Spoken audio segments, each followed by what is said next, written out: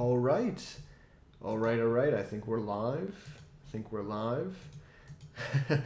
good here, right? I think we're good. The connection's good. So, as always here, as I start these streams, just take a minute or two to make sure that everything's going well with the stream here. Audio testing. We've got to test the audio and everything. So, I think we're good. Let me just take a look at the connection here. It says good connection, so that's always a good sign. It's green. So, anyways, just like to make sure that we're good before I get started and then, waste my time or anybody who's watching and just have to start over or whatever. It corrupts or who knows what. But anyways, welcome to Let's Talk Television. This is episode 13 now on the channel that we've been doing. I wish that means that it was 13 weeks, but we haven't been able to do weekly shows. But we did just do one, I think it was like 10 days ago was the last episode, where I looked at kind of the best and worst of the 2025 year in TV so far. So I think I went into like about 3 or 4, right, of my best shows, and then 3 or 4 of my worst shows, or most disappointing maybe, put together a list like that and talked about that, and just talked about generally about the year. I still feel the same way now, 10 days later. Right now I think we're in a bit of a lull in terms of TV, just the shows at least that I'm interested in. I know there are some, bigger shows that are on, that people are checking out, but I don't know, even then, like I feel, Andor has ended, The Bear made a bit of a splash there, but definitely not as big as, the first 2 seasons were of The Bear. It just feels like we're in a bit of a lull right now, just overall in TV, just these last couple months. And really looks like it's ramping up, when we get into August here. And I have one of the shows, that I'm looking forward to that I'm going to talk about here in this episode too. But the main topic for this week is the Emmy nominations, which were released. I think it was on the 15th. I want to say. So I want to say Wednesday. Actually, I do have the article here, so I should look. So yeah, the 15th, I believe, where the Emmy nominations were released or announced. And this is typical, right? I think it's about July 15th every year. Of course, the ceremony will be in September. And the biggest thing, I'll probably repeat myself multiple times here, but the biggest thing to remember is the nomination window is not, of course, the calendar year like it is for the Oscars and pretty much all, of the other big, shows that are about movies and even some of the TV awards, right? Like the Globes and Critics' Choice that give awards for TV are calendar year shows. But Emmys, it is June 1st to May 31st, unless that's changed, but it usually about that. And there are some exceptions with shows, if they premiere, the majority of their run within that window, it still counts and stuff like this. But anyways, usually it's, June 1st to May 31st of these shows, and then they get a couple months to put together these nominations. And then, of course, the ceremony is in September. So that's what we're dealing with here. So just kind of an exciting time of the year. I remember, let me just make sure the connection here says good connection. The audio still seems to be going, still seems to be on. Okay. Looks like we're good. All right. Awesome stuff. So, so what I was going to say is, I remember, back in the day, and it's funny because just for this episode, I was looking at some of my Emmy, stuff that I've done on the channel, and it's kind of crazy, how much stuff I did cover of the Emmys on the channel, going back years ago. I think I saw one of the ones, I was talking about the 2018 Emmy nominations. Back then, I feel like I was a lot more engaged and a lot more, involved in terms of predictions, watching the ceremonies live, really engaging with the winners and all that stuff. Now, not so much. And to be honest, I'm going to go on maybe a little bit of a rant here before we actually get into the nominations. I have an article here from Variety, which we'll take a look at and kind of just go category by category. We'll go through it, kind of share my thoughts. I have seen, I want to say the majority of, nominees here, in all these categories. And when I say majority, I mean like probably about 60%, right? Like I'm not talking, I've seen everything. I've seen, probably 3 out of 5, nominees in some of these categories. Maybe, more than that, of course, with some categories, especially dramas, I've probably seen a lot. But anyways, my kind of mini rant here for the Emmys is it's to me, at least, 2018, 2019, when I was really following it, it seemed like they were, more had their finger on the pulse of what was, really going on with TV. But nowadays, the Emmys, they just seem kind of, I want to say maybe out of touch in terms of the actual quality and, the craftsmanship, the artistic value, I would say, of the TV shows, that they're evaluating, right? We know, of course, the Better Call Saul, received very little, nominations or support. Even going back, you could say The Wire, Breaking Bad didn't even really receive, a ton of, success, at least in the win conversation, until its last couple of seasons, right? Even though now it's heralded, as this big kind of successful awards show as well.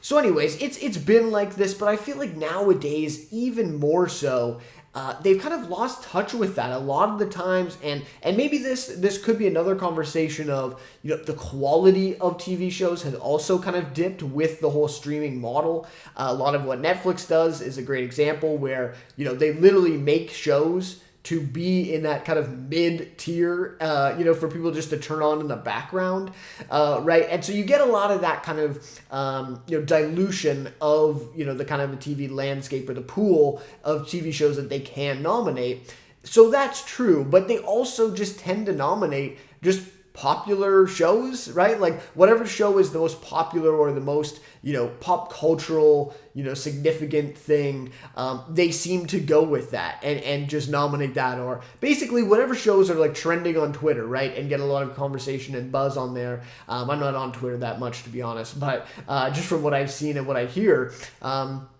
even this year, like these shows tend to be those ones. It's the ones that are big on Twitter and get all the buzz. And they tend to miss out on some of the more quality TV. If that's really truly what they're evaluating, I feel like they're missing out on some of it. Now, don't get me wrong. Of course, some of these nominees are just kind of both. Like, they're popular on Twitter and they're also just really, really damn good shows. And they deserve the nominees, for sure. But there's quite a few that they're missing here. And so I feel like just more and more I've felt as though it's turned into a bit more of a popularity contest for, what show is big right now, or, this and that.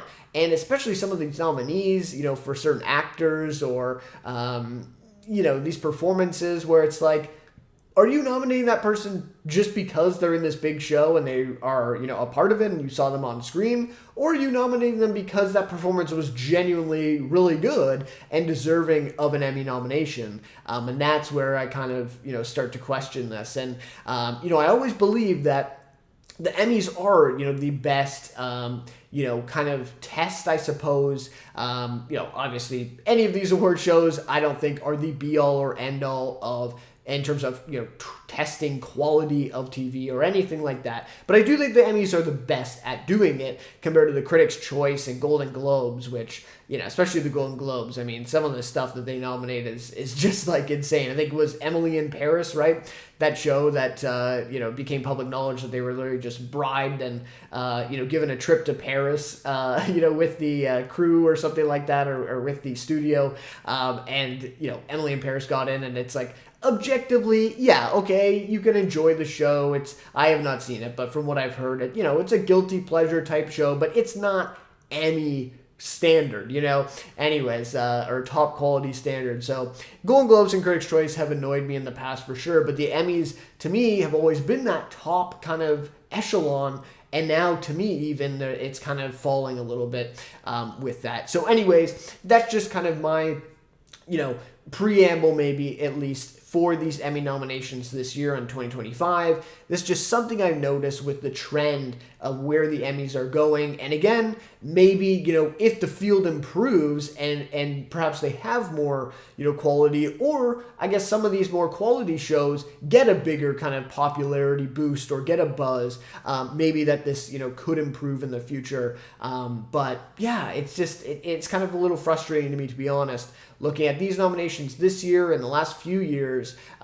It's just something that I've noticed a little bit more. So Anyways, that's just kind of my little mini rant to start here before we get into nominations.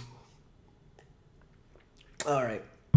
So let's get into them then, I guess. I think that's all I had to say before we get into it. And like I say, right, like some of these shows for sure are, quality shows. And some of the best, some of these shows are also in my list of the best TV so far this year, right? So, I definitely agree with some of the nominations. All right, so I'm going to, put the Variety article, which I've also linked in the description, by the way, if you're at all interested in following along. But I'm going to be trying to put it on screen here. So let's take a look and see if I can do that here. So let's try this. Awesome. Okay, looks good. Okay. So this is the Variety article here with the Emmy nominations, and so we'll just, I guess, start from the headline here. I want to just read maybe a little bit of it, and then we'll get into some more here. So, all right, so Emmy nominations 2025, Severance leads all shows with 27 nods. Absolutely insane. The Penguin, The Studio, and White Lotus close behind. So that's kind of the headline. And then, of course, we get kind of the top 4 shows here, at the front, and we get some pictures of them here. So it does say, that, some of the stuff about the numbers and all that stuff. HBO Max led the overall network tally at 142, which is pretty crazy. And that's up from the outlet's previous best, 140 in 2022. So HBO, which it's a little weird to say HBO Max because, White Lotus is on HBO, The Penguin is on HBO, right? These aren't Max shows, so it's kind of a different thing. But anyways, basically just like HBO, the parent company in general, had their best year ever. And that's also a little surprising though, to be honest, with the success of Apple, with Severance in The Studio, Netflix, right? Like that's pretty surprising actually. And especially surprising considering a show that we will talk about in just a few minutes maybe, or a little bit from now, that got 5 total nominations or 4 total nominations. And was supposed to be HBO's biggest show of the year last year. So we'll get to that. We'll definitely get to that. So they go into a little bit here. The Studio landed at 23 noms, has now earned the most comedy nominations in a single year ever. Wow, tying season 3 of The Bear, which earned 23, says Massive Tally puts it back on top. It has battled Netflix, which led in 2024 for the top spot. They still hold the record for most noms ever for network or platform with 160 in 2022. And I feel like that's... that year I understand because Netflix was putting out a lot of stuff and a lot of the other streamers, kind of those bigger, big shows, production value shows were kind of paused because of what was going on. So anyways, okay, so we'll, all this stuff, is interesting, but we'll go into the categories unless I see something that's, really interesting here. Kept major shifts to a minimum this year. Most came in the guest acting categories with organizers decided that performers who had previously been nominated or won in a lead or supporting category could no longer shift to one of the guest fields in the same role in future years. Oh, that's interesting. Wow, I actually didn't know that one. Previously been nominated or won in a lead or supporting category. Wow, that's pretty crazy, actually. Okay, so that's interesting because of the crowd star Claire Foy. Yeah, okay. Wow, I mean, I don't know. I'm not sure I agree with that. I don't see why that would be an issue if somebody comes back for a cameo and is still really good in that role, why you couldn't be putting them in guest. So that's interesting. Team may enter multiple achievements per category if the achievements are for different programs. Oh, okay. Okay, so that makes, so if a director's directing 2 different episodes from 2 different shows, they can get nominated for both shows. That's interesting as well.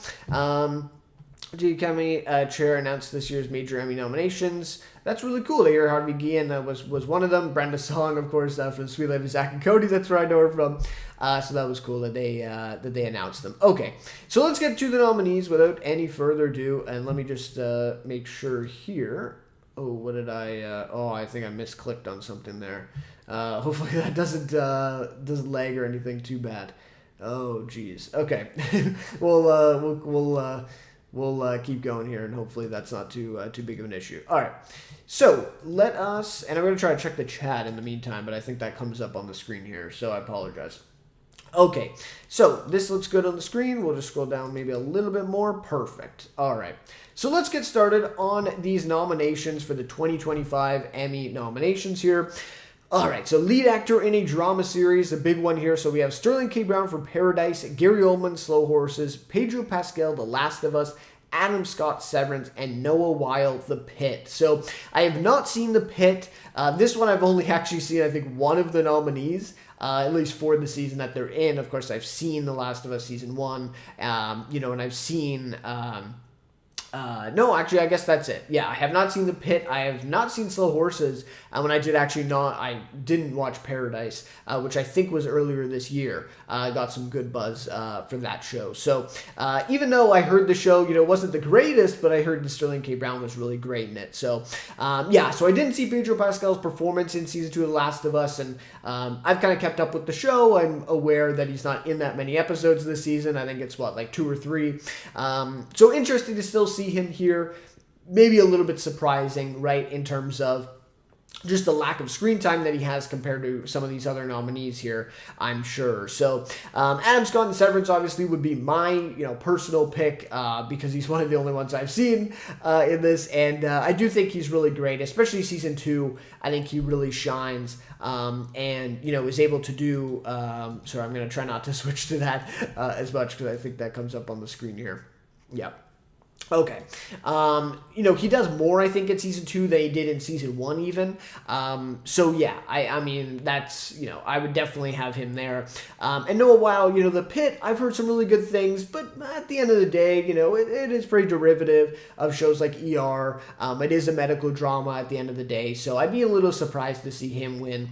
But overall, man, I hate to say it, but it does seem like a little bit of a weaker field here in terms of lead actor for a drama series, at least compared to some of the past years that we've had with lead actor in drama series.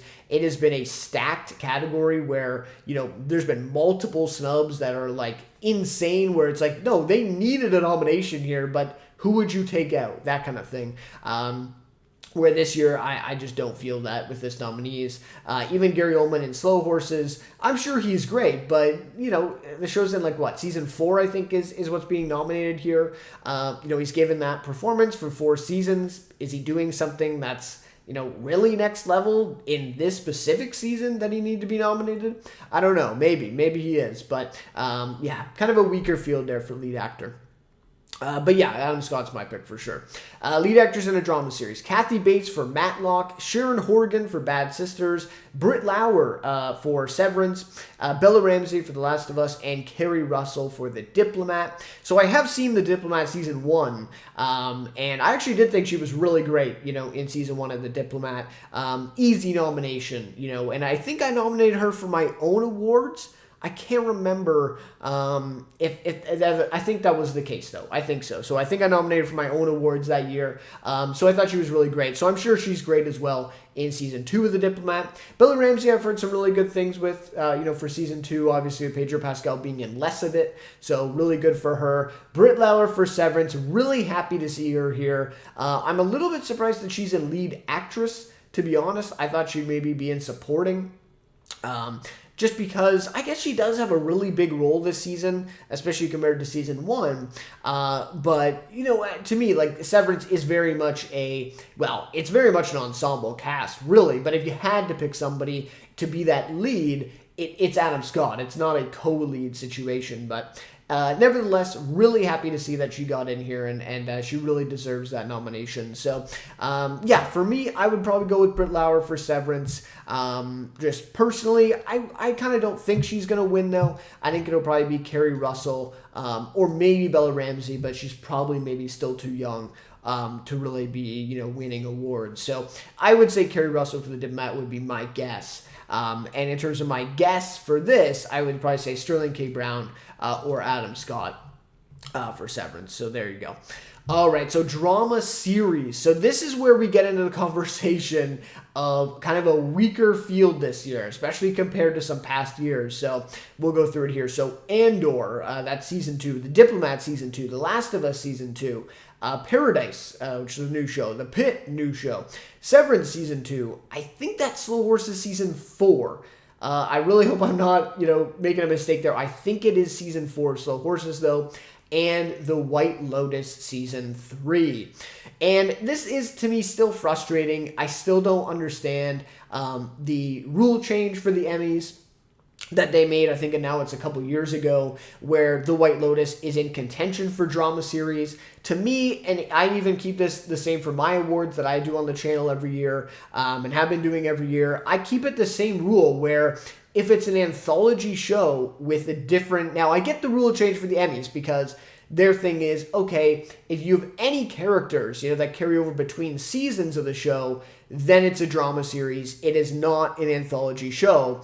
But to me, I don't know. That to me is still an anthology show. It's just, it feels weird to have The White Lotus in this, category with all these other shows.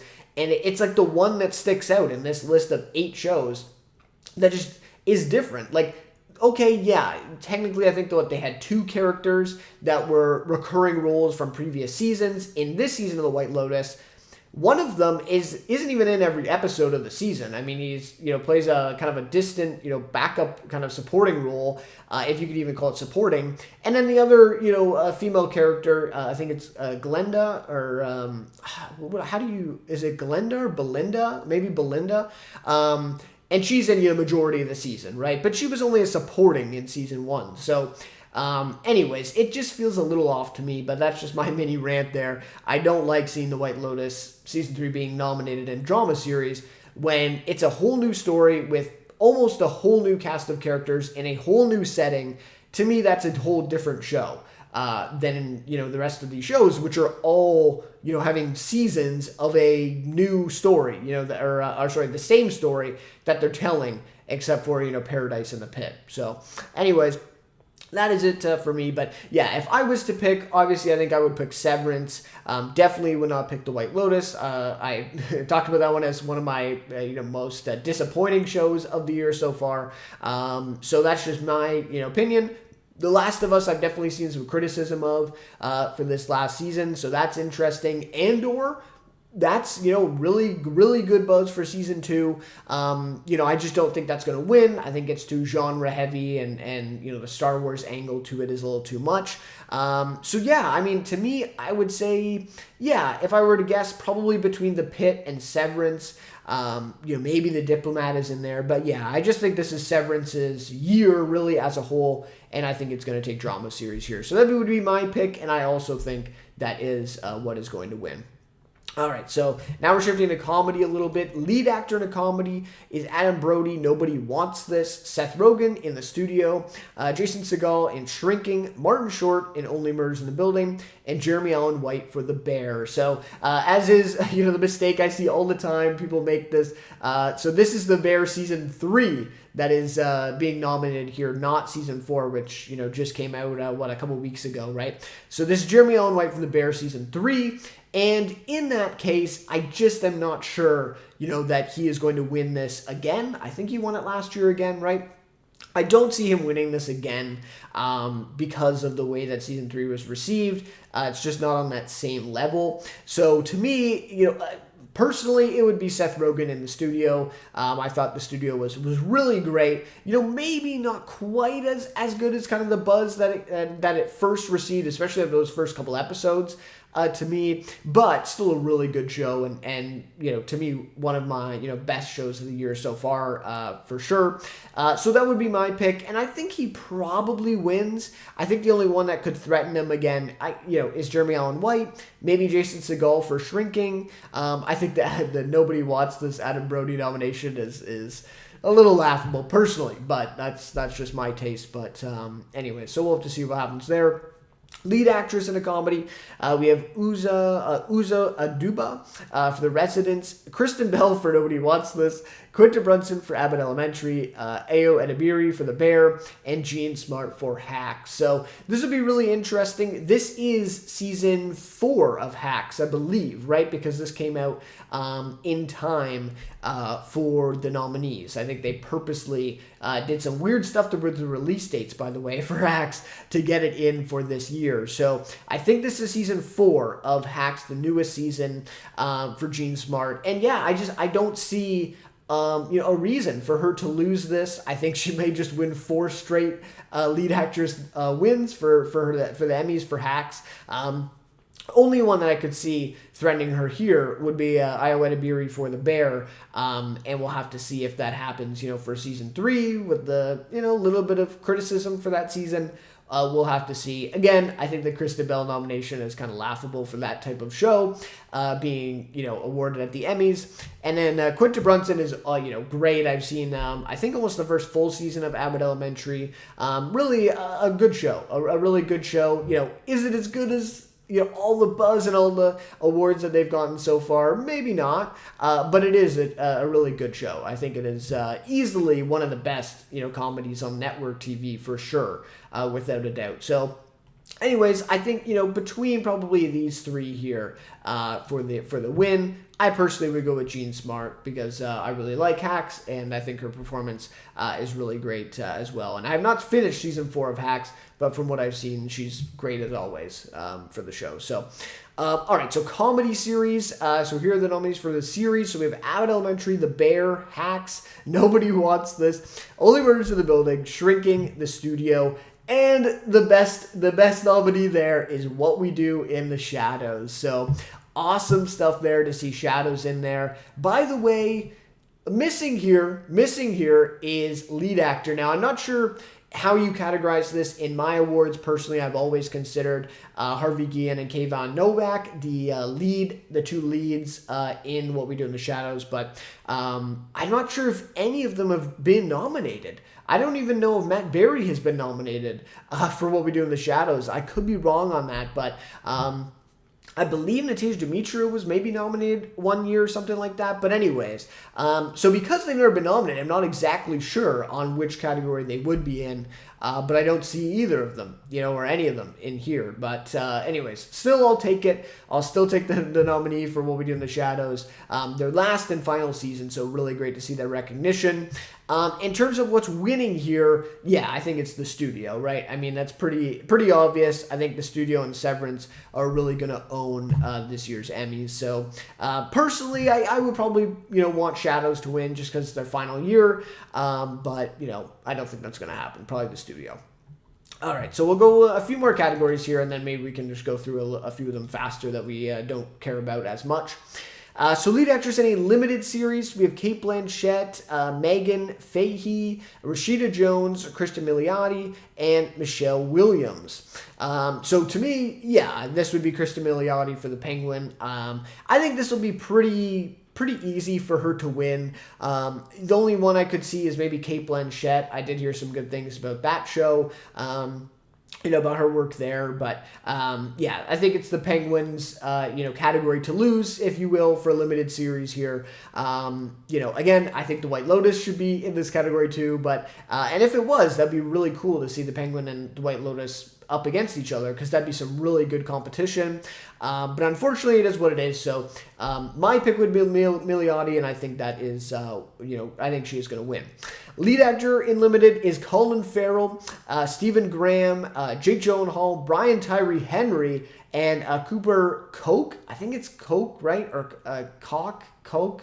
I'm going to say Koch, maybe Cooper Koch, for Monsters, the Lyle and Eric Menendez story. So that's Monsters Season 2, the Ryan Murphy show on Netflix. So some interesting nominations here. First of all, Brian Tyree Henry for Dope Thief is shocking to me that he got in for this show because, just the way that the show went, the reception for it wasn't great. I watched the show. I had my review for the first few episodes of it. I think I watched till episode 5, of the show. So, I'm just shocked to see any, recognition for Dope Thief at the Emmys. Now, having said that, I think this is one of the best nominations of the entire list that's been announced. Like, Brian Tyree Henry is so great in Dope Thief.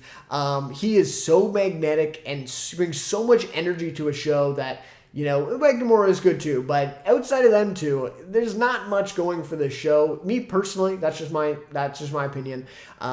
So he really carries it and really makes it still worth watching, in my opinion, even though it has some faults along the way. So, you know, anyways, really great to see, and I really like this especially because it demonstrates something that I kind of criticize the Emmys a lot for, and it's that, okay, a show isn't, you know, received that well, or there's, you know, criticism against the show, you know, by, you know, kind of the, you know, critics, audiences, and all this stuff, yet there can still be good performances in it, right? Or there could still be some really good direction in an episode and stuff like this. And of course, the way that most award shows work, especially the Emmys, is they just completely disregard it then once it gets kind of, you know, bad reviews or some controversy or criticism against it.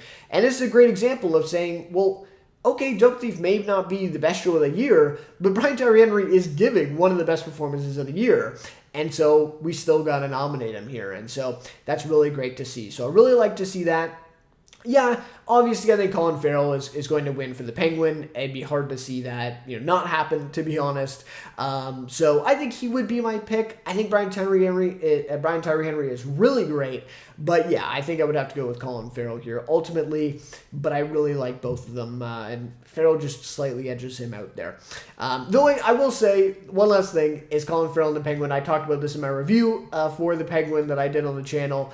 Yeah, it does feel like he's doing a Tony Soprano impersonation, or impression, I should say, rather, at times in the Penguin. So it takes away a little bit for me from that performance, but no, it's still really great. So Adolescence for limited series here, Black Mirror, Dying for Sex, Monsters Season 2, and The Penguin are the nominees for limited series. So, yeah, you know, an okay list here, really, right? Black Mirror's new season, I heard some really good things. Adolescence is going to be a big challenger, actually, for the Penguin. I think I maybe just said that the Penguin, it would be theirs to lose, but yeah, Adolescence is going to be a big challenger, but really only in this category, I think. I think both of the acting ones, I think they're just going to pretty easily win those with Milioti and Farrell, but this is the category that will actually be very interesting to see. Maybe actually the closest category of any of the ones that we've talked about so far will be this one, which is Adolescence versus the Penguin. Because Adolescence, I mean, the numbers, I think it's Netflix, right? The numbers that it did on Netflix were insane, like out of this world. And of course, the Penguin was really big too and really successful. So, and Adolescence also has that like one take kind of thing to it. I have not seen it yet, but I've heard amazing things. So, anyways, that'll be probably one of the closest categories of the night there for limited series. And maybe I'm talking out of my ass. Maybe that isn't how it goes, and maybe the Penguin just still easily wins. But it seems like that'll be really close. Outstanding talk series. I have no opinion on that. You know, not worth really going into. Reality, again, no opinion. All right, so supporting actor in a drama series. So we have 8 nominees here, or do we have 7? I guess we have 7 here. Interesting.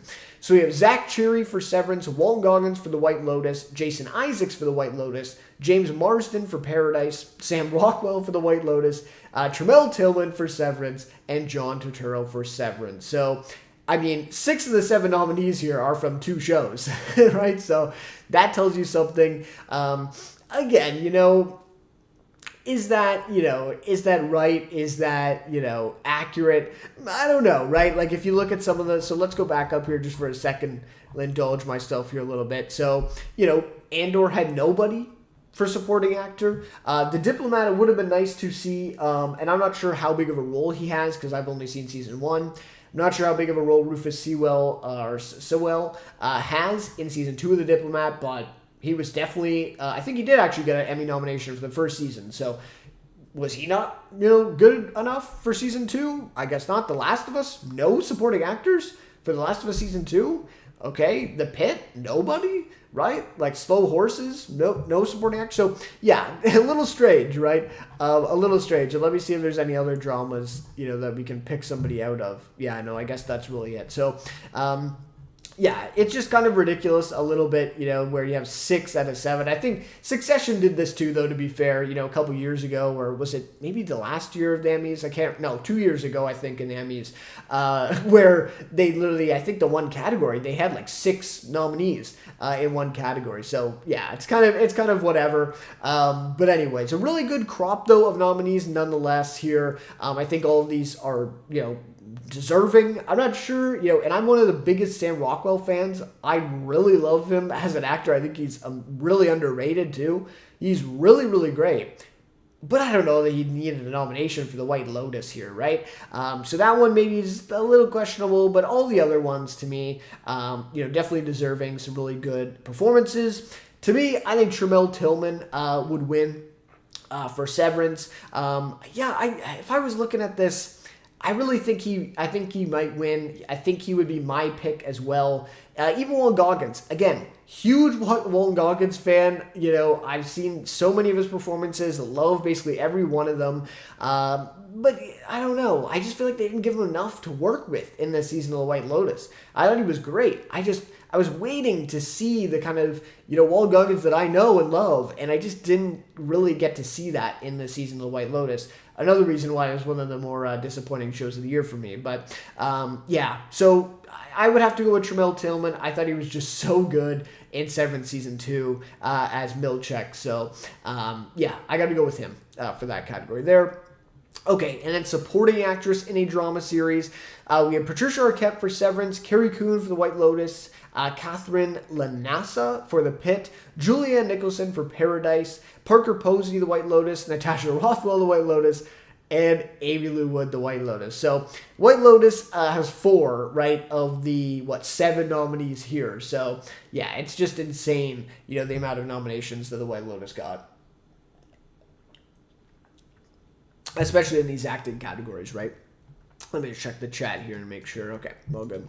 So, yeah, kind of crazy, right? The amount of nominees The White Lotus got here. And honestly, though, okay, the funny thing is, though, is it could have gone more, right? So we don't see Leslie Bibb here. We don't see Michelle Monaghan here, which I think, that's pretty crazy. I would definitely have Michelle Monaghan in here. If you're going to have, I think it's Michelle Monaghan, right? If you're going to have, tons of nominees for The White Lotus, supporting actresses, I think you gotta have Michelle Monaghan in here. I thought she was one of the best. So Amy Lou Wood, I really liked in The White Lotus Season 3. I thought she was the best part of the show, actually. Patricia Arquette, she's good in Severance. She's definitely good. I don't love the character, especially with what they did with her in Season 2. I thought it could have been a lot better. So I wouldn't see her winning this. Julianne Nicholson, really great to see her get another nomination after Mare of Easttown. I thought she was just, and she won for Mare of Easttown, which was an unbelievable win for an actress like that who really didn't have a big name. For her to win, and she was so deserving.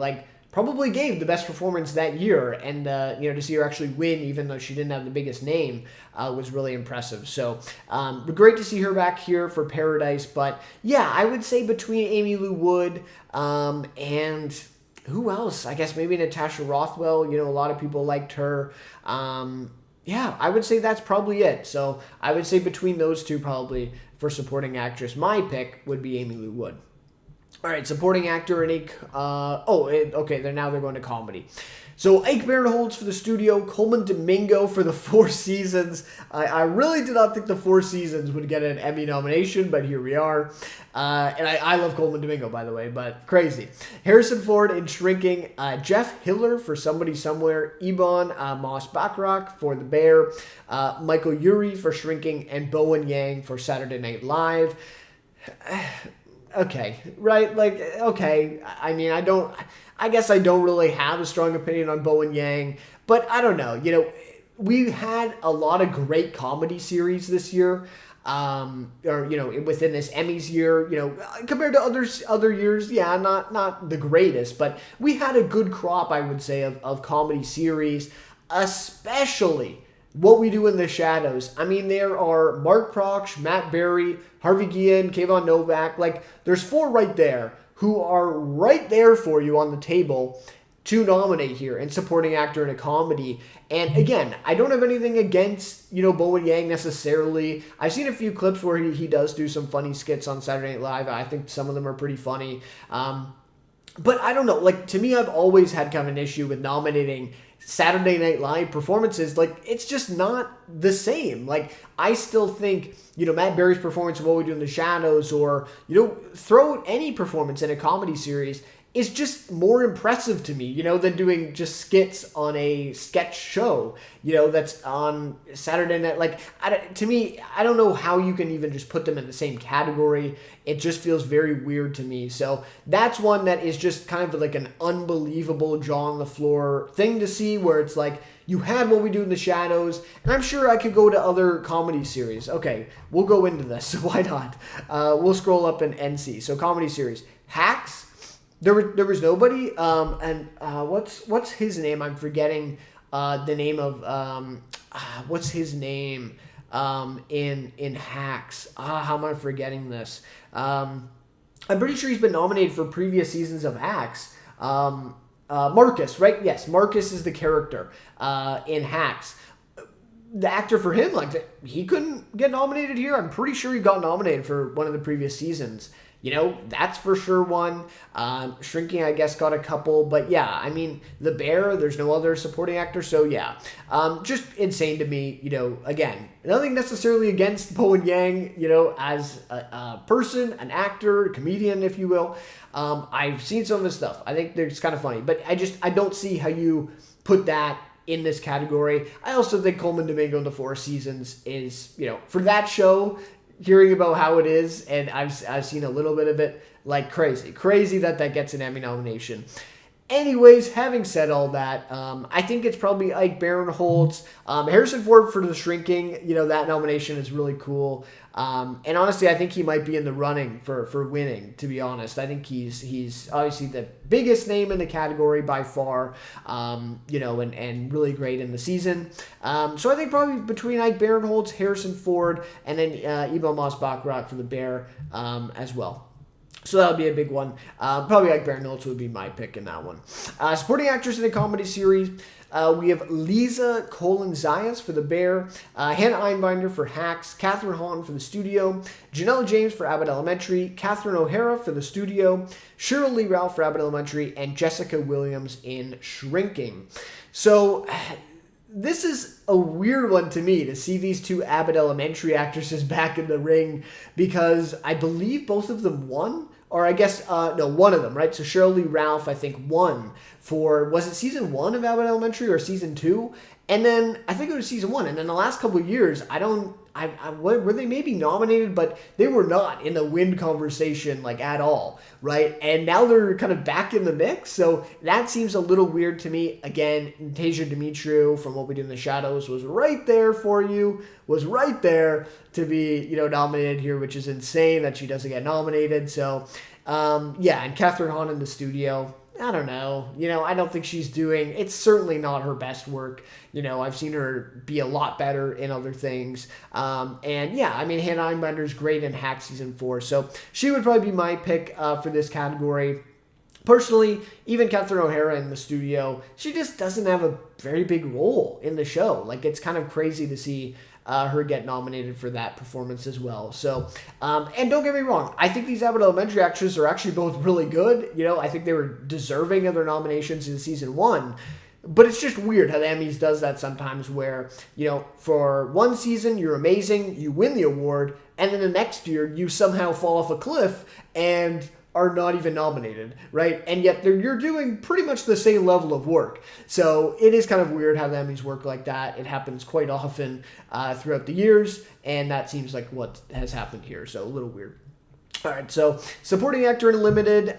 This isn't too big. I haven't seen a lot of these shows, to be honest. I don't know. I've not seen any of these that are nominated. So Javier Bardem, Bill Camp, love Bill Camp. Really like him as an actor. I think he's really great. So good to see him get a nomination here. Peter Sarsgaard, love Peter Sarsgaard as well. And Ashley Walters for Adolescents. Yeah, so I'm not really familiar with any of them, so not really a comment on that. But if I had to guess, probably Javier Bardem or maybe one of these for Adolescents, one of these actors. Okay, so this one, kind of the same category here, right? I haven't seen really any of these. Maybe Chloe Sevigny or Savini for Monsters Season 2. Ruth Negga, maybe. So I'm not sure on that. Okay, so we get to animated. I'm not familiar enough with animation. I don't watch a lot of animation at all. So not really, commenting on that. And how are we doing for time here? Let's check the chat.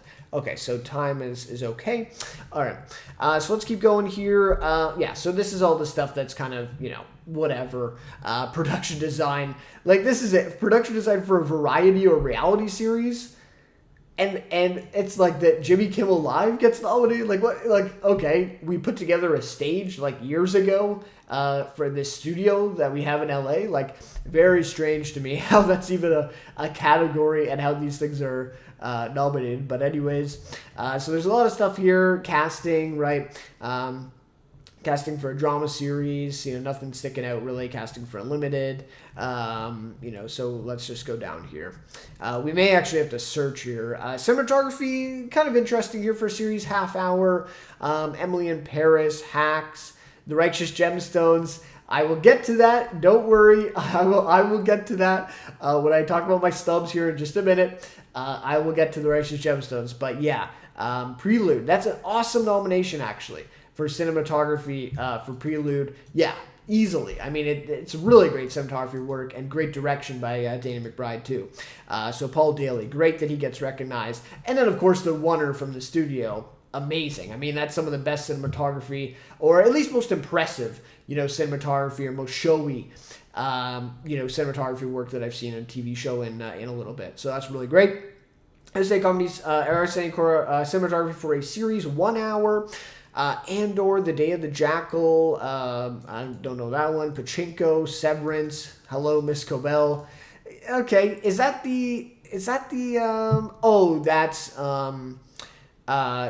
the premiere, right, of Severance Season 2. The White Lotus, Killer Instinct. So, yeah, that's interesting. I mean, I thought the Severance cinematography was probably better in either the episode 8, which was actually, to me, one of the worst episodes of the season, obviously, but the cinematography work was kind of beautiful in that episode. And then episode 7 was also really impressive, where, speak of the devil, Jessica Lee Gagne was the director of that one. I believe it's called Chique Bardo or something like that. I thought it was really great. So I would not pick that episode of Severance, but either way, Adolescence, American Primeval, that's an interesting nomination there. The Penguin, Zero Day. Crazy to see Zero Day get a nomination after the reception that got. But anyways, okay, so let's continue here. A bunch of other stuff. Outstanding Commercial, kind of funny. What do we see here? Fantasy Costumes. Man, they got a lot of stuff here. I want to just scroll down, but then I don't want to miss anything. Okay, so now we're getting into something here. All right. So, outstanding directing for a comedy series. We have The Bear, Napkins. Ew had very directed that. Wow, I did not. I didn't know that she directed an episode there. So that's really cool. We have Hacks, A Slippery Slope, Mid-Century Modern, The Rehearsal, and The Studio, The Oneer. So, yeah, I mean, to me, that's just easily the Oneer for The Studio. Like I just said, cinematography work, really impressive, and the direction, like, even more impressive, maybe, for The Oneer. Even just to have the idea to do something like that, just really, really awesome, like, really cool, really inventive, and just awesome. So, yeah, easily it would be The Oneer for The Studio for me, even though I do love Hacks, and I can't remember if I saw that episode of Season 4 or not. And it doesn't ring any bells. Directing for a drama, we have Andor, The Pit, to The Pit episodes, Severance, Chique Bardo, so just like I was saying, there you go. Severance, Cold Harbor, which is the finale, directed by Ben Stiller, Slow Horses, and then we have The White Lotus. And I can't remember what episode of The White Lotus that is, so I can't really comment that much on that. Maybe that's the finale. But anyways, I don't know. I mean, to me, none of these really stand out, to me personally, in terms of directing for a drama series. Both these Severance episodes, like I just got done saying, I think Chique Bardo, it's well directed, the cinematography is great, it's well done. But yeah, I guess I would go with that one. Cold Harbor is actually really good as well. The cinematography is really great there too. Especially that ending sequence to me really is memorable. So, yeah, I don't know. I would maybe go with, I guess, the finale over Chique Bardo. Hope I'm pronouncing that right. I would probably go with the finale of Severance, personally, for that category. And then directing for Limited, I think Adolescence is probably going to win this one, no doubt. Penguin, great stuff, but yeah, I think that wins it. And this is insane, by the way, directing Zero Day. I mean, really? Really? Directing for Zero Day? Leslie Linklater? I mean, yeah, that is she's a big name, has done a lot of great work, actually, especially on Mad Men, I believe. So yeah, great director, but I don't know about that. Directed for a variety series, whatever. I was saying for documentary, directing, picture editing. I mean, that's it's kind of interesting, the picture editing. Let's try to find another one here. A lot of picture editing here. Jesus.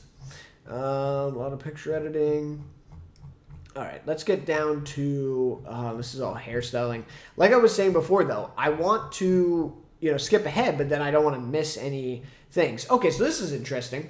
Outstanding title design. I really love this category, actually. So we have Dark Matter, The Decameron on Netflix, House of the Dragon, which, again, I will be talking about that in just a minute here when I talk about my snubs. For sure, we'll be talking about that. So, House of the Dragon, The Penguin, Severance, and The White Lotus. So, I don't know. The White Lotus, to me, that's... No. I would not have that, especially because they changed the song, or the score, I should say, the score for the intro for Season 3, where it doesn't have, the same melody as the previous seasons. So yeah, just for that reason alone, I would disqualify it. No, I'm just kidding. But yeah, it's not that impressive. I think the Severance one is really impressive. I like the Penguin one as well. House of the Dragon, I'm going to be honest, I wish they kind of kept the Season 1. I liked the Season 1 intro or title design better, actually, than Season 2. Just felt like it had more, work to it as well. So yeah, I mean, if I had to pick, I would probably say Severance. I think that stuff was really cool looking and really impressive work. Of course, I don't have a background in animation or anything of the effects of how it's made, but just visually it looks like it's really impressive and really well done. So I'd probably go with Severance there. But I do love that category. I think there definitely could be other nominees here, though, now that I think about this. Outstanding title design. I'm trying to think. I mean, there's got to be some other... I don't want to scroll up now to all these other nominations, but I'm trying to think of a couple that... where maybe Andor, does Andor not have a title design? I've not seen it, but, that seems like that could have been in there for sure. Okay, so let's go down here. So I guess we're going by original dramatic score. Okay, this is kind of interesting. Andor for dramatic score, based on a true story, Cobra Kai, Severance, The Studio, The White Lotus. So, I mean, yeah, The White Lotus does have some really good music or score that really kind of complements it. And I think the score is one of the best attributes about The White Lotus. The Studio, I remember some of the score in that. I think Severance, though. I mean, I think Severance just wins pretty easily here. I think that would be my pick there. For a limited or anthology series, Black Mirror, Penguin, yeah, probably Penguin wins that. This is all that stuff, music direction. So there's no music for a comedy series. That's it. Or no, right? Okay, so I guess I guess it's comedy and drama there. Okay, so the studio got in for that. All right, so let's keep going here. Ooh, main title theme music. Department Q. That's interesting. What else? Doom Prophecy, The Residents, The White Lotus, Your Friends and Neighbors. Interesting to see it there. Huh, that's very cool. It is a kind of a weird, score to that, so that's interesting. But anyways, we're getting a little bit into the weeds. So guest actor, here we go. So guest actor in a comedy series, we have John Bernthal, we have Bryan Cranston, Dave Franco, Ron Howard, of course, Anthony Mackie, and Martin Scorsese. So kind of funny, to see those nominations, and I love the nominations, but if we're being honest here, I mean, did the studio really need, 5 of the 6 nominees for Outstanding Guest Actor in a Comedy? I don't know, right? Maybe. I'd love to see John Bernthal in there. Absolutely love him. So that's really great. And then, all these nominees are great, right? But it's like, these people are just kind of playing themselves. Were there some other, performances out there that may have been better to nominate? I think so, but still really great to see. So guest actor in a drama series, we have Giancarlo Esposito in The Boys. Really great to see that. Scott Glenn in The White Lotus. The Pit we had, The Last of Us, John Pantoliano as Eugene, Pantoliano.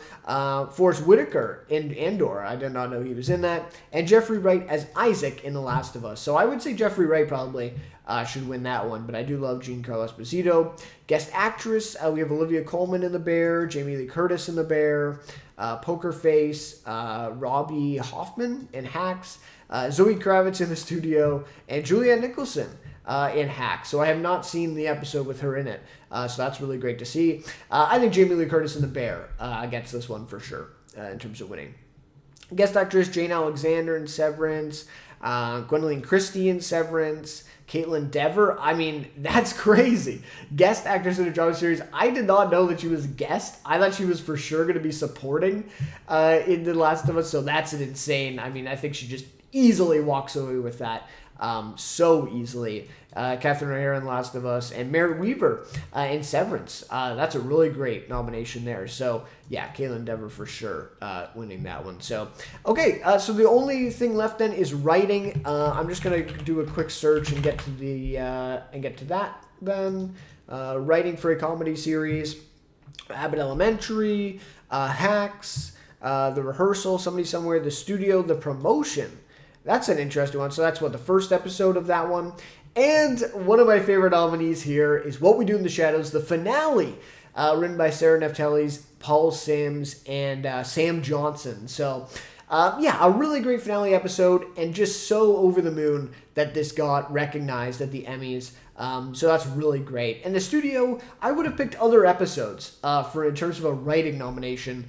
But yeah, just great to see that I got it anyways.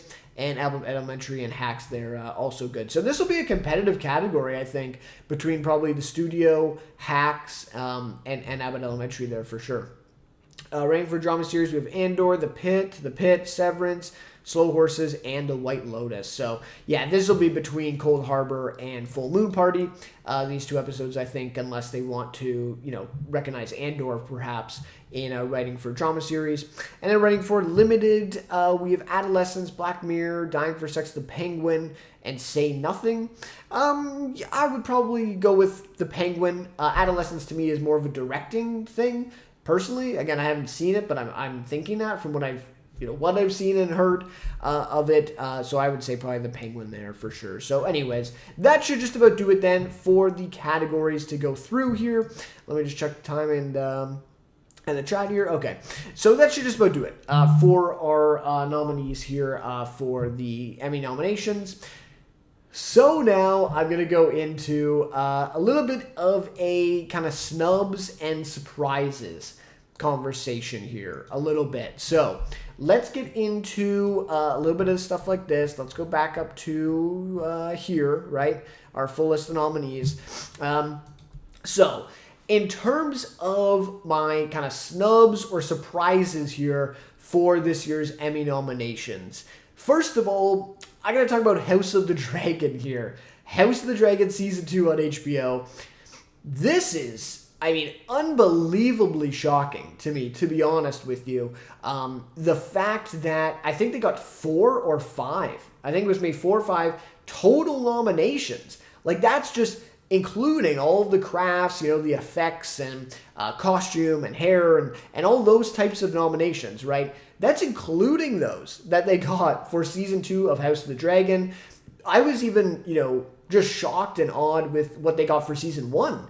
And that included Outstanding Drama Series and I think maybe one directing nomination or something like that, right? Very little for season 1 as well, but at least they got the drama series nomination. Would have loved to see Matt Smith, Millie Alcock, definitely Patty Constantine, right, for his performance. Like, there was just so many things that they missed in season 1.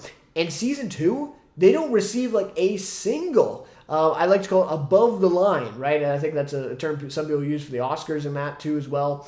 But not a single above the line nomination, not even Outstanding Drama Series for House of the Dragon Season 2. And trust me, I get it. Like, I get it. I did my review for Season 2. I thought it was a pretty, uneven season, to say kind of the best of what that was, right? A very disappointing end to the season. Just some pacing issues. Really did not like the way that they treated Damon this season. And Matt Smith, just their performance kind of lacked as a result of what they gave him to do, which was really disappointing. Because I thought he was easily the best or one of the best parts of season 1.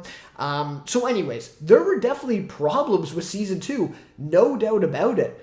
But you're going to tell me that there wasn't room in this drama series category for House of the Dragon Season 2? Like, again, even if you recognize that there were problems and stuff like that, an episode like The Red Dragon and the Gold, right? I think that's what it's called now. I might be mistaken, but The Red Dragon and the Gold, it's episode 4, right? What an amazing episode of television. Like, that to me is one of the best. Even, going back to Game of Thrones, like, just the whole, how do you want to say it? Westeros universe or whatever, the George R. R. Martin universe. That's one of the best episodes. Like, easily a top 10 episode in terms of the universe to me. So a really great episode there. I think the first couple episodes of the season are really impressive too. Like, the direction, the cinematography, the effects work, like, how do you not recognize that at least as just the drama series nod? Not even mentioning, the performances from Emma Darcy. I think, Matt Smith, still nomination worthy, even though, like I said, I think they nerf him a little too much for, how they write that character of Damon this season. Who else was really worthy of a nomination in House of the Dragon? There was definitely others, in season 2. Now it's almost like too far away, right, to remember a lot of the stuff that even happens. But certainly Emma Darcy, Olivia Cook as well, for sure, was nomination worthy. Of course, who plays Aemond, right? Really great. Is it Tom Glenn Carney who plays Aegon, right? And Aemond's name, that the actor's coming back to me now. It's slowly coming back to me. Ewan Mitchell, right? Who plays him. Really great, really nomination worthy to me. So, like, there's at least 2, 3, maybe 4 actors that you could easily slide in to these categories of drama series. And without a doubt, it should be here in Outstanding Drama Series. It's just unfathomable, to be honest. Like, The White Lotus, again, I don't even think it should be in this drama series category. I think it's miscategorized. I think the rule change the Emmys did, I think, was kind of dumb. And, you look at this list of 8 series here, The White Lotus is the only one that's like it, right? Like, it just stands out so much. But anyways, to me personally, I would probably still put House of the Dragon Season 2 over The White Lotus, even if it had to be here. The Diplomat Season 2, yeah, like, I'd probably put it over that. Slow Horses. Again, I've heard some great things about Slow Horses, but, it's, I think, Season 4 here that's being nominated.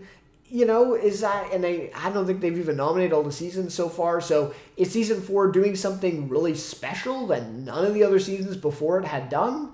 Right? Like, that's kind of what you have to do when you're a show like that, seasons in, and getting a nomination for series. So, anyways, those are 2 that I would easily swap out, and The Diplomat you could put in there as probably the 3rd, and I think Paradise is a little overhyped too. So there's at least 2 open slots there to me where you could slide in House of the Dragon here. Like I said, I recognize that it had its problems. I criticized it in my review for the season, but it has to be here. Like, that's insane that it gets not a single above the line nomination. So that was definitely the biggest snub or surprise to me of these Emmys.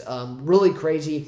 And again, like, it doesn't even make sense because of how much they loved Game of Thrones. They even gave Game of Thrones Season 8 the drama series award, right? Like, Game of Thrones won for best drama series for season 8. So they loved Game of Thrones, and House of the Dragon just, for some reason, they just don't like at all, I guess. Even though, again, like, the reviews for season 2 at the time, I remember being like way more positive from the critics than the way the audiences were reacting. So anyways, it is what it is. Really weird. And then obviously, yeah, I mean, I would have liked to see the Righteous Gemstones get more support, or any support, really.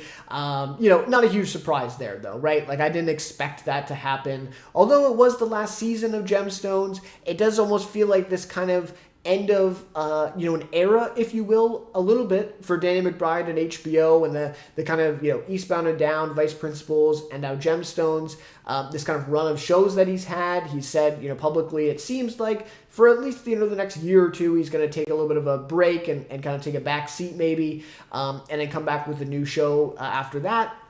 But, Vice Principals, he really just went straight into Gemstones, and Eastbound and Down, I think, was maybe a couple years in between too. So just seems like that maybe is an end of a little bit of an era there. Not that he doesn't have a really great show coming up next. Of course he probably does. But I'm just saying it could be something that the Emmys awarded, or at least recognized his work. Especially an episode like Prelude this season in Gemstones, really unique episode that actually, to me, like, transcended the Danny McBride, typical humor and blending genres stuff that he does with his shows that the Emmys seem to hate. And it seemed to transcend that. And even then, they don't really recognize that. Even a guy like Bradley Cooper, big name, big star like that. The Emmys love those big names to get here. And they still don't even nominate him in a guest performance role or anything. So, kind of disappointing there, but not huge, not a huge shock. What We Do in the Shadows as well. They give it a comedy series nomination here, but I think it deserved a lot more, especially being in its final year. The Emmys have given it some love throughout the years, but mostly kind of a muted response. But this being its final season, I thought it really deserved a little bit more attention in the nominees this year. So would have liked to see more from that. They get, I think, one writing nomination, and that's it. No acting nominations here. So really disappointing there. Any other ones? I mean, there's probably some, on the margins kind of ones that, probably should have been, but kind of maybe just missed, that kind of thing. Obviously, yeah, I think just as a whole, The White Lotus got a few too many nominations for sure. Some of those acting nominations to me are a little out there. They just didn't need nominations for some of this stuff. Like, if we go into, I was just talking about the supporting actress in a drama series. I think Michelle Monaghan should be there, for The White Lotus. If you're going to go all out for The White Lotus, I think you nominated the wrong actresses, to be completely honest here. I think Michelle Monaghan was the best, actress, maybe next to Amy Lou Wood. So I would throw her in there. And Severance gets a lot of nominees. I think that's pretty deserved, though, right? So anyways, a guy like Sam Rockwell for The White Lotus, again, huge Sam Rockwell fan. He's one of my favorite actors. But I don't know that he really needed a nomination for supporting actor, right? So yeah, I think The White Lotus just got a few too many. The studio, got a lot of nominations, especially in that some of those guest performance categories. So anyways, there's a few there, but those are my biggest ones. House of the Dragon was just unbelievably shocking to me, to see it get pretty much no support at all with this year's Emmys, and especially with, again, I want to say, like, it's a weaker field this year. Can we be honest, right? Like, looking at this drama series category, it's a bit of a weaker field this year. So kind of crazy to see something like that happen. But anyways, again, I'm sure there's some other shows that I'm forgetting here for sure. But for right now, those are kind of my biggest snubs or surprises of this year's Emmy nominations. Yeah. So, all right. that'll just about do it then for our Emmy nominations. So let us switch over the screen here, and let's go to this one. All right, there we go. We're back. We're back full screen. So yeah, let me just make sure that I'm not forgetting any, other snubs or surprises. I'm just going to make sure that I go back to my list from last year and just see. Of course, my list will be based on the calendar year, so it'll be a little different. But let's see. So House of the Dragon. Bad Monkey. I would have liked to see Vince Vaughn get nominated there. The franchise I would have liked to see a little bit more of. A Man on the Inside. Really shocked that Ted Danson didn't get nominated for A Man on the Inside, actually. Really shocking. Because they do love Ted Danson. Everybody loves Ted Danson. So I really would have liked to see him get nominated for A Man on the Inside. And if you look at lead actor in a comedy series, easily room for him there. I mean, easily. Adam Brody for Nobody Wants This. I mean, come on. Right? Come on. Easily room for him there for, his performance in A Man on the Inside. Easily. So, anyways, I guess that'll do it for the Emmy nominations here. Let me just check the chat one more time and see if we have anything. Make sure if you are watching live here, put anything in the chat that you'd like, and I'll definitely go into it. I'm going to be covering some topics here, and we'll get to that. Is this delayed? What's going on here? Oh, this seems to be delayed. Okay, that's interesting. Anyways, all right. So make sure you put some in the chat. Any questions or any comments like that. Okay, so I'll do it for the Emmys. Let's move on. We're a little over time here, so let's move on to the next thing then, and we'll go into our next topic here. All right. So this one is, I want to talk a little bit about the Chief of War official trailer on Apple TV+. The series is coming out August 1st, and I believe this trailer was released about, I think it says 10 days ago now, which is kind of crazy, but I guess that's kind of in line, right? It's less than a month, though, before the series comes out, but we have seen some teasers already and stuff, so nothing really too much to talk about. I have linked this in the description, by the way. If you're interested in taking a look for yourself, it's just on the Apple TV Plus YouTube channel. But yeah, nothing too big to talk about here, to be honest.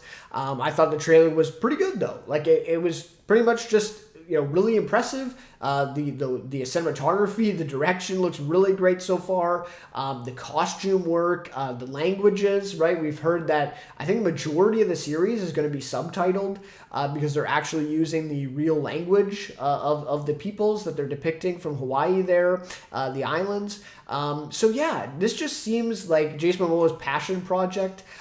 He's writing, I think he's directing, he's producing, he's starring, like he's doing everything for this show. He's fully committed. So yeah, any fans of Jason Momoa, you have to check this out. You have to support this for sure. I think it's just going to get a lot of buzz. I think the trailer showed some really cool things. I mean, he's in like pretty much almost every frame of this trailer. So he's going to be, I think, in like every scene of the show. I think he's going to really carry it. And I think he is. I think he's able to. I think he is. So, not too much, I guess, to say on the trailer. I thought it was good. The effects looks really good so far. It is a trailer, so, obviously they ramped it up and did some really good stuff for the trailer. But, it looks really good. Honestly, I'm really excited for this. I'm really looking forward to it. I think it's the first 2 episodes drop on August 1st. And this is the next show to me that is, really worth watching, that I really want to get into because I feel like we're in a bit of a lull right now in TV. So, looking forward to this one. I think it's, 10 days away, basically? Or no, a little bit more than that now, right? Probably like 11 or 12 days away now. Looking forward to this. I really am. Chief of War with Jason Momoa on Apple TV Plus, August 1st. And I thought this trailer was really good and got me kind of even more excited for the season. So, definitely check it out if you haven't already on the Apple TV Plus YouTube channel, as I said. All right, so I'll just do it for that one. Not much, right? Not much to talk about. It's just an official trailer there. All right, so next then, and like I said, I put all these links to the articles in the description, as I do always. So if you're interested and you want to follow along, be sure to do so. So everything's good here. Okay. So this one is from The Wrap, and it is about the Office spin-off series, The Paper. It's set its September premiere date at Peacock. So it says a new mockumentary series from Greg Daniels and Michael Coman stars Domino Gleeson and Sabrina Impacciatori, and I believe she's from The White Lotus season 2. I think that's at least where I know her from. I'm sure she's done other things, but that's, I think, what I've seen her in recently.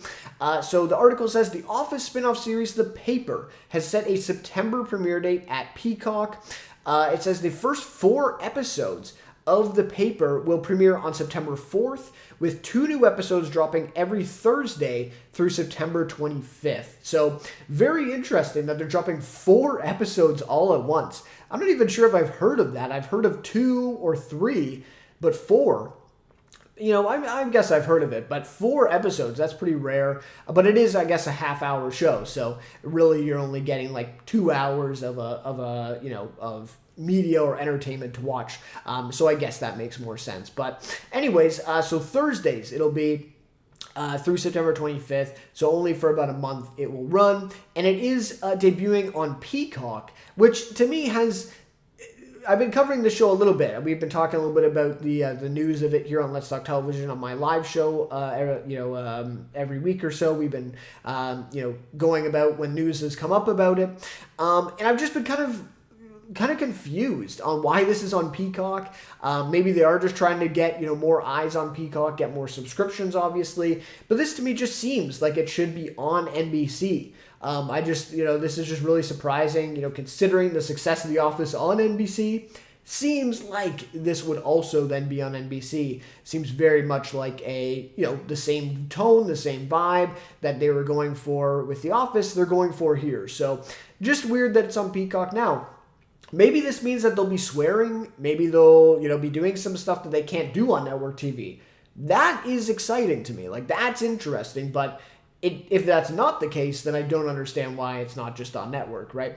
So anyways, the article says The Paper follows the documentary crew that immortalized Dunder Mifflin's Scranton branch in The Office as they find a new subject when they discover a historic Midwestern newspaper and a publisher trying to revive it, according to the official logline. It says Oscar Nunez returns to the franchise in The Paper, joining series regulars Domino Gleeson, Sabrina Impacciatori, Chelsea Frey, Melvin Gregg, I'm not even sure how to pronounce that, Gemisola Icumelo, Alex Edelman, Ramona Young, and Tim Key. So that sounds like that is the cast. It does say that there's some guest stars, including Eric Rahill, Tracy Letts, Molly Ephraim, Mo Welch, Alan Harvey, Dwayne Shepard Sr., Nate Jackson, and Nancy Lenahan. And I only know Tracy Letts from that list there, and I do really like Tracy Letts. So, interesting. So yeah, a pretty, fairly unknown cast, I think you could say here. I only know, 2 names outside of Oscar Nunez who's returning there from that cast. But I'm sure that was probably the case with most of the cast for The Office. And of course now, they're big names, and we all, recognize them and love them. So, so this will be interesting. I think Domino Gleeson's a really great, casting. I really like him. I think he was just in that show, The Patient, with Stephen Carell. I think that's what it is, right? I think Stephen Carell is in that, with him. I think that's what it's called. But anyways, I could be wrong, but he was in a series just recently, and he was really great in that. So it will be interesting to see him do more of a kind of comedic turn here for this show. Though obviously he'll be, I'm assuming, playing another Michael Scott type of role, or maybe he actually is kind of the straight man, and then everybody around him is kind of, characters and brings that energy and is funny. So we'll have to see. I would feel like he'd be more attuned to that kind of straight man role just from what I've seen him do before, but we'll have to see. Maybe he does have some more comedic chops, and maybe they'll go the Michael Scott route again. So it seems very much like this spinoff is in the same world of The Office. Like, it obviously exists in the same world because you have Oscar Nunez coming back to play. I think it's, I don't know if the article says it, but I think it's basically confirmed, right, that he's playing Oscar from The Office. He's playing his same character in the show here. And so it's in the same universe, but it's with different characters. It's a different setting. So I am getting, I am sorry to say this, obviously, because I am looking forward to this. I'm going to be checking it out, obviously. I'm not the biggest fan of The Office, but I definitely enjoy a lot of it. Where I'm getting a little bit of Suits LA vibes here. Just a little bit. Again, I don't think it's going to be as bad. I think it's going to be better than that. But I am getting a little bit of those vibes because Suits LA kind of tried a similar thing. Like, oh, it's in the universe of Suits, but we're in LA. We're on the West Coast now, and we have all new characters, all new setting. But it's in the same universe, so we can bring back some of these characters that right? It kind of seems like they're doing a similar thing here with The Office, where it's in the same universe, it's in the same world, but it's all new characters and it's all new setting. But I'm going to bet a lot of money, especially if this gets to season 2 and is successful at all. I go back on that. We're going to see a cameo from a character from the original series in season 1. I would almost guarantee it. Just seeing what they did with Suits LA, yeah, I'm gonna guarantee it. I'm gonna go ahead and guarantee it. In real time here, we're gonna see a big character from The Office. Obviously, Steve Carell is not going to come back as Michael Scott or anything, I wouldn't think. But maybe, Dwight Schrute might come back, something like that. John Krasinski, I don't think either, but probably no Pam. But anyone kind of below that level. I think a Dwight Schrute maybe. Who else could we get? Kevin, I could definitely see that happening. Something like that. I think we'll 100% see something like that. That's just the way that NBC Universal has seemed to be handling these spin-offs or these reboots, whatever you want to call it. That's what they did with Suits LA, and I'm getting the same vibes here, I'm afraid, for this show. Now, I do think it's going to be better. I think this has a lot of potential to be good. But I hope that NBC Universal just kind of stays back and doesn't try to do some of the stuff that they tried to do with Suits LA, but I wouldn't be surprised either, to be honest. So, anyways, it is involving, I guess some of the same ones, right? Like Daniels is coming back. What's his, Greg Daniels, right? So Greg Daniels is coming back from the show. So, that's good news, but Aaron Korsh was also coming back, the creator of Suits, for Suits LA. So anyways, now I'm getting more and more negative as I go on here. Okay, I'm sorry. We got to be optimistic for this. It's just that the way Suits LA was handled, it just doesn't give them the best credibility. But anyways, great to see Yana Gorskaya, it says, is going to be directing some episodes. That's awesome. She did some amazing work on What We Do in the Shadows over the years. So that's really great. Paul Lieberstein, obviously, coming back from The Office. So that's great. Also, Tazba Chavez, who I can't remember, was it maybe What We Do in the Shadows or another show that I've watched recently, where was directed by her. I think it's a female. But anyway, so some really interesting names there for directing, so that's good. And then of course in the production, obviously we have Ricky Gervais, Stephen Merchant, some of these names, of the original Office, of course, the UK original, and then some of the US ones that are coming back as producers for this. So it sounds good, right? It sounds good. It sounds interesting. But there's just a little bit of hesitancy there with NBC Universal and how they handled Suits. So we'll have to see if the same thing happens here. But anyways, look forward to this one nonetheless. I'd love to hear what you guys think of it. If you have any of the same fears I do, or you think I'm just trying to see things, right? Maybe I'm wrong on this one. Maybe it'll be good.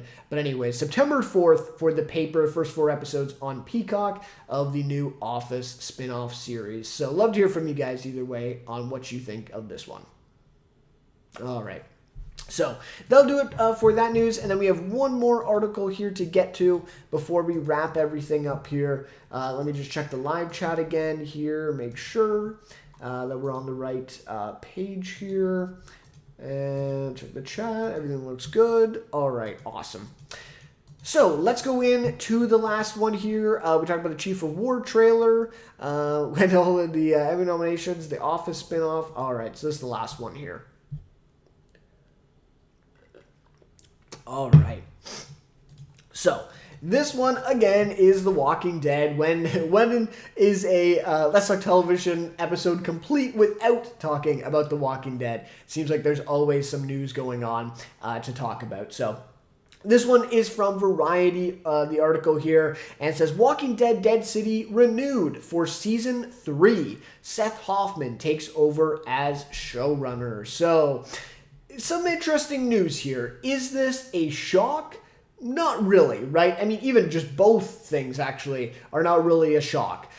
Dead City Season 2, I can't remember if it was that or was it Daryl, but anyways, either way, Season 2 had a lot of success, but I can't remember which one it was that they said it had like the most views of any series or something that they've had on AMC+. Maybe that was the first season of Dead City, and then Season 2 like tied it or maybe even topped it. But anyways, from what AMC has said, which of course we have no proof of anything that they're saying because they don't release numbers, so who's to say? But from what they say, that Dead City Season 2 was a really big success again. Really great ratings. Again, from what they've said about it. Although, again, the buzz to me wasn't there as much for Dead City. Wasn't there as much for Daryl Dixon Season 2 either. But yeah, I'm a little bit, again, this isn't shocking, but I am just maybe a little bit surprised at how quick this renewal came, and especially like the way some of these outlets are talking about it. It's like, well, yeah, of course, it's just renewed for another season. So it did seem interesting because of this whole showrunner, element to it. So basically, Eli Jornay, the creator of Walking Dead Dead City, he started the show in Season 1, did the show in Season 2, has now been selected as a new writer for Severance, Season 3, which, that's a whole different scenario. I actually made a video on the channel talking about that already, where, the show, basically did a complete clean out of the writer's room, and it was literally just Ben Stiller and Dan Erickson, and they got all new writers for a show that's most likely going to win Outstanding Drama Series at the Emmys this year, by the way. So that's crazy, right? Just thinking about that. But anyways, long story short, Eli Jornay, the creator of Walking Dead Dead City, was selected as one of those new showrunners to come in and work on Severance Season 3, which I think is already happening. And so that, even in that video, I talked about that before even any of this, happened really, and was like, oh, that's weird. How is he going to run Dead City and also write in the room for Severance? This seems weird. So yeah, obviously that's what happened. He had to quit Dead City in order to go ahead and work on Severance. And now again, we're going to go in to the article here. It does sound like, though, so I'll read a little bit of this, right? So Eli Jornay is stepping down as showrunner with Seth Hoffman set to helm the show's third season. Jornay developed the spin-off series and has served as showrunner since it began. We're thankful, quote, we're thankful to Eli Jornay for 2 seasons of Dead City that took the story of these iconic characters in exciting new directions and brought in this thriving universe, I don't know about that, by introducing a new quarter of the Walker apocalypse, said Dan McDermott, president of entertainment at AMC Studios. So it says, as we continue to create new stories for passionate The Walking Dead fan base, we're delighted to have a seasoned Walking Dead veteran like Seth Hoffman at the helm of a new season, alongside the remarkable Lauren Cohen and Jeffrey Dean Morgan. They'll bring new adversaries and alliances and push the boundaries of Maggie and Negan's conflicted relationship. So we'll get into more on Seth Hoffman. So yeah, this quote and the way that this article is talking about it sounds like Eli Jornay's gone. It doesn't sound like he'll have really any involvement in Season 3 of Dead City, which is kind of interesting. Like, if you think about it really, right? Like, you're a creator of a show like this, and you decide to, basically quit and opt to take almost like a demotion, really, and I think he is one of like the senior writers in the room or something, but still he's not a creator. He's not a showrunner on Severance. So that's interesting, right? But obviously Severance is a bigger show, bigger, notoriety, bigger acclaim. So obviously, he probably wanted to be a part of that. So By the way, though, I don't know. I mean, am I that confident in some of those names that got picked for the new writers' room of Season 3, including Eli Jornay? I don't know. I'm not sure that I could give you a definite yes on that, because I do think Dead City had its moments where I don't think the writing was its strongest strongest element. We'll just say that. But anyways, with all that being said, Eli Jornay sounds like he is just gone from the show. He will not be a part of Season 3 at all, it sounds like.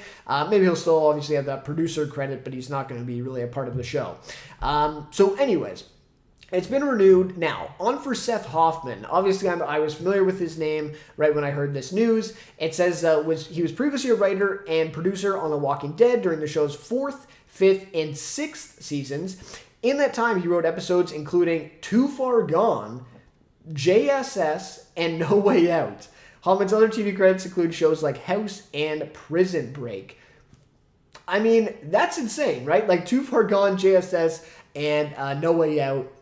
Are those all top 15 episodes of The Walking Dead? Like, probably, right? At least to me, like, probably top 15 episodes. Like, even just Too Far Gone and No Way Out. I mean, those are top 5 episodes. So, for him to write those episodes and be a part of, I mean, to me, I really like Season 2 as well, but probably the best run of the whole show, right? Season 4, 5, and 6. Like, that's really impressive and really great. And I'm going to say something here that, maybe is unpopular, but why wasn't he the creator of one of these spinoffs? Why did we go with Eli Jornay, who, one of his, my biggest credits that I saw from him was a Heels episode that he wrote, which was actually pretty good.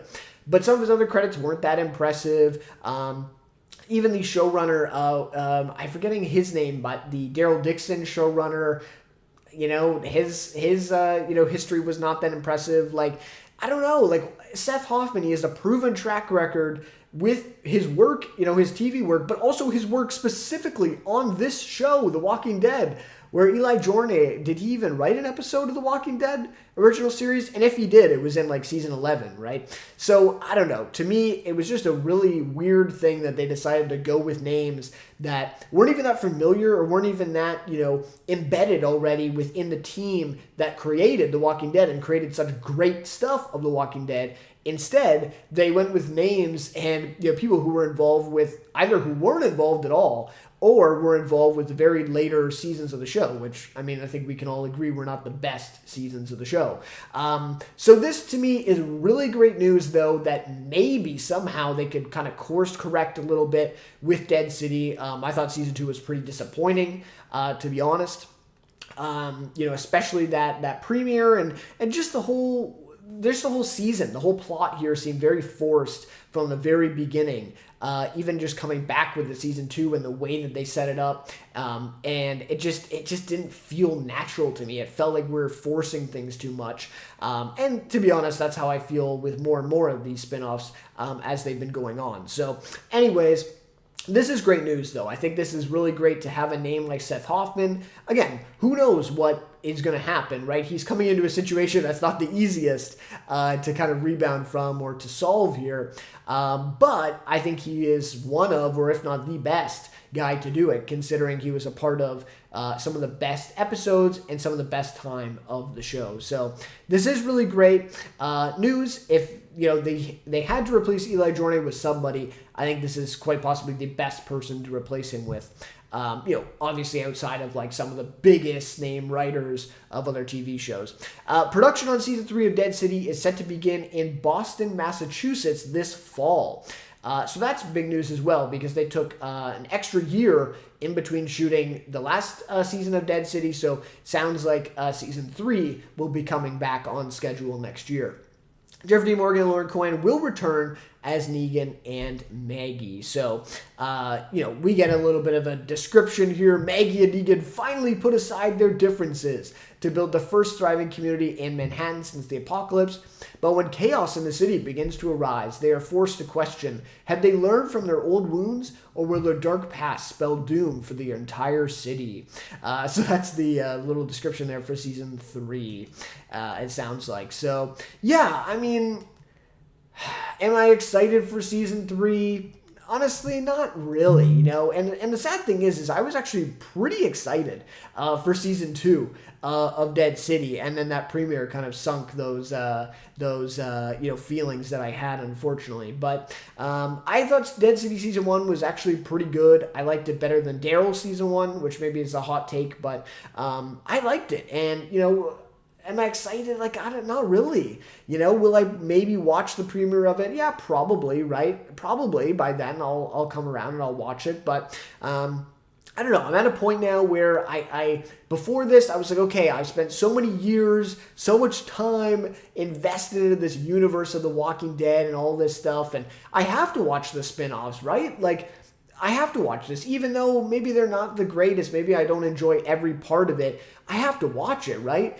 And I'm actually just now getting to a point where I feel like, okay, maybe I don't have to watch this, right? Like, maybe if it's kind of disappointing or it's not living up to my expectations anymore, maybe I am just ready to kind of check out on this universe and maybe come back if they do a reunion show or something like that where, I have to be there and it's like an event. I feel like that's where I'm at right now, to be honest, with these spin-offs and the universe. And that's not something I would have said even just like 6 months ago or a year ago, right? So that's kind of where I am right now, unfortunately, with the universe. But anyways, all this being said, Eli Jordan is out. We are getting another season of Dead City. Is that surprising? Not really, in terms of the ratings and what AMC has said about the success of season 2, though it's maybe a little bit surprising because I really didn't think season 2 was even needed of Dead City. I think they could have easily wrapped up this storyline with Negan and Maggie within a single season of TV. But it is what it is. We'll have to see, what happens here. A new showrunner, though, with Seth Hoffman, does give me some more confidence that he will get the ship, going in the right direction here with another season. So, anyways, love to hear all your guys' thoughts on this one, the renewal, the new showrunner, if you have any confidence going into season 3, if you're excited for it, any of that stuff. Love to hear from you guys for sure on this one. All right, so that'll just about do it then for our discussion on The Walking Dead Dead City. Let me just check the chat here. And that will just about do it, I guess. Yeah, that will just about do it for our live show here, Let's Talk Television. That's all the topics. So we covered the Emmy nominations, Chief of War, the trailer, the Office spinoff. We got Walking Dead Dead City renewed for season 3. And yeah, that was it. I did forget a little off the top, my This Week in TV segment. Did not watch any shows this week again. Because we're just in this bit of a lull for TV shows. But anyways, so next episode, I probably will see Chief of War, the first couple episodes of that, because it's coming in about 10 or 12 days. So that'll probably be the next episode of Let's Talk Television, unless there's something big that comes out. Obviously, the Stranger Things trailer dropped as well last week. I didn't forget. I forgot about that one, but I don't have a lot of thoughts on that to share, anyways. So yeah, if something like that happened, like a Stranger Things trailer, that level of news, anything about the Vince Gilligan show, I will be on here talking about it for sure. But anyways, barring anything like that, probably I'll be back to talk about Chief of War, the first couple episodes, premiering August 1st. And yeah, we'll talk about any of the news that's kind of relevant at that point as well. But anyways, want to thank everybody for watching here and checking this one out. And yeah, that'll just about do it. So we're a little over time here anyways, so may as well end it here. So thank you everybody for watching. Thanks for checking it out tonight for Let's Talk Television. And like I said, we'll see you then in probably 10 or 14 days, whatever it is, for the next episode of Let's Talk Television there. All right. Take care, guys. See you soon.